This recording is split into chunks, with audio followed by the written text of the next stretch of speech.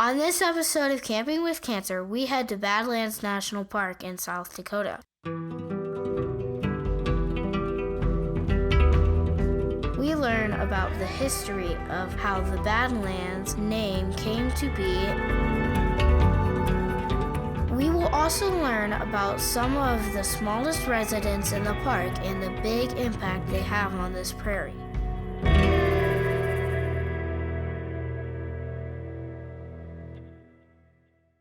My name is Troy. Adventure and exploration are my passion. There are a few things that slow me down.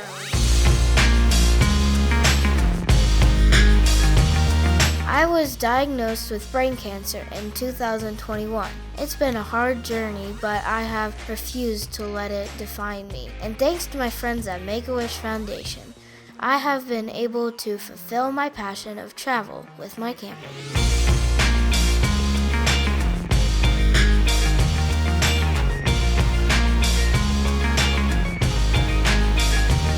Every year, my family and I travel this great nation in exploration for the next adventure. Like my battle with cancer, not every part of the journey is easy. But as a family, we stick together and get through it. As they say, it's not the destination, it's the journey. The moment you enter the gate of this national park, it is easy to see how the name Badlands came to be.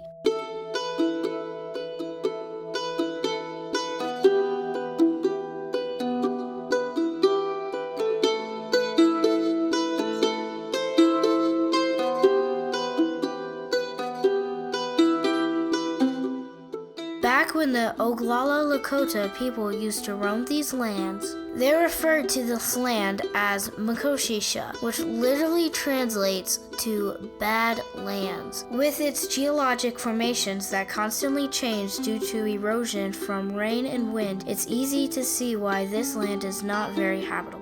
However, in 1922, when it was proposed to set aside this 244,000-acre plot of land in southwest South Dakota as a national monument, it was suggested to call the park Wonderland. And it could be argued that yes, the wonders that this land offers are great, but sticking to the traditional name Badlands won, and therefore on November 10th, 1978, Badlands National Park opened to the public. Even though the park seems lifeless at first glance, if you stay long enough, you will find that lifelessness is the furthest from the truth. Giant bison, bighorn sheep, and many other animals have found this park to be a great place to call home.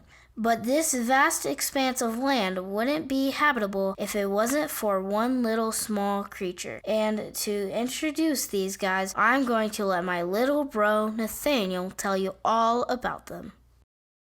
Prairie dogs are so cute. They play a big role in the prairie. They are really good diggers. Almost good as me. I'm a great digger. I love digging. They live in groups called towns, not like a town we live in, with cars and buildings, but with a lot and a lot and a lot and a lot and a lot and a lot and a lot and a lot and a lot and a lot and a lot and a lot of tunnels.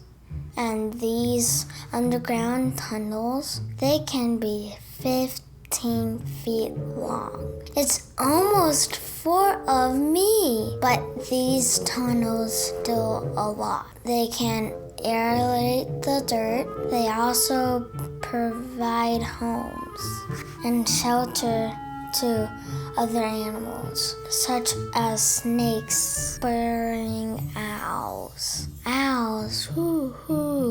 rabbits, and many more. And these black-tailed prairie dogs and eat a lot of grass, like a lot of grass and vegetation. And when they eat the grass, they are almost like little lawnmowers. In return, the grass grows back with higher protein, which is what a lot of grazers like bison.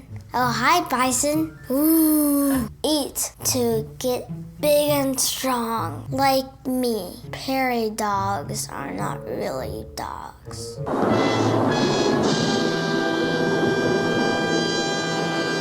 Obviously, they are closely related to ground squirrels, but they are called dogs because they sound like dogs. This barking you hear, it's actually one of the most complex languages that scientists have studied. They have a call for different threats. And when you're this small, there's a lot of threats, such as black-footed ferrets, birds of prey, badgers, coyotes, and a lot more. So it's easy to see why these small creatures play a big role here in the Badlands. But it's a good reminder that no matter your size, you're important to those around you. Okay, bye.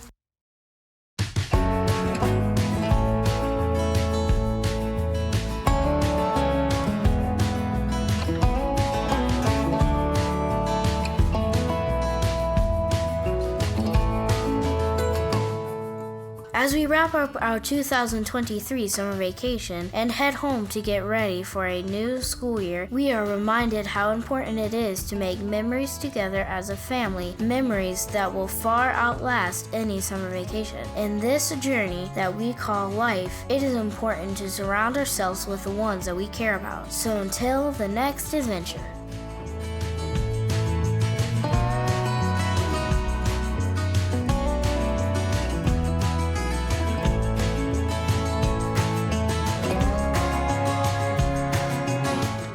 If you like this video, make sure to like and subscribe for more Camping with Cancer content.